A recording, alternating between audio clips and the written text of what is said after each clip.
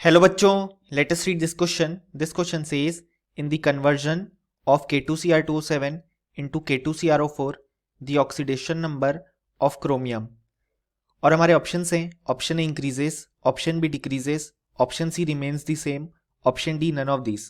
सो इस क्वेश्चन में हमसे कहा गया है कि जब K2Cr2O7 कन्वर्ट होता है टू K2Cr4 तो इस केस में ऑक्सीडेशन नंबर ऑफ क्रोमियम किस तरीके से चेंज होता है. सो इस क्वेश्चन को सॉल्व करने के लिए हमें जो की कॉन्सेप्ट रिक्वायर्ड है वो है कैलकुलेशन ऑफ ऑक्सीडेशन नंबर. अब अगर हम यहाँ पे देखें तो हमारे पास इनिशियल स्पीशीज गिवन है K2Cr2O7 और वो कन्वर्ट हो रही है इनटू K2Cr4. अब अगर हम यहाँ पे क्रोमियम का ऑक्सीडेशन स्टेट फाइंड आउट करना चाहते हैं तो उसे हम x अज्यूम कर लेते हैं. सो हम बोल सकते हैं +1 इंटू 2, क्योंकि पोटेशियम अल्कली मेटल है तो उसका ऑक्सीडेशन स्टेट होगा +1, प्लस 2x क्रोमियम का हमें फाइंड आउट करना है, -2 इंटू 7 इज इक्वल टू 0, क्योंकि ऑक्सीजन का कॉमन ऑक्सीडेशन स्टेट होता है -2.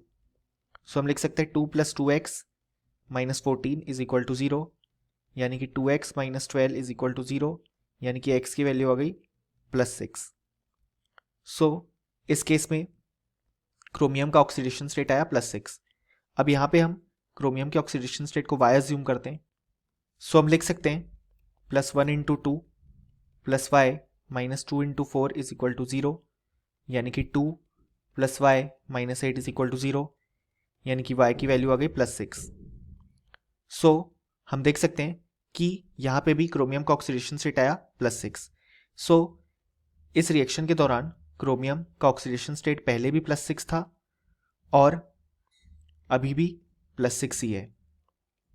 सो हम बोल सकते हैं कि यहाँ पे जो क्रोमियम का ऑक्सीडेशन स्टेट है वो सेम ही रहा. सो इस क्वेश्चन के लिए जो करेक्ट आंसर आ जाएगा वो जाएगा option C, remains the same. और option A, B and D जो है वो इनकरेक्ट हो जाएंगे क्योंकि वो हमारे फाइनल रिजल्ट से मैच नहीं करते.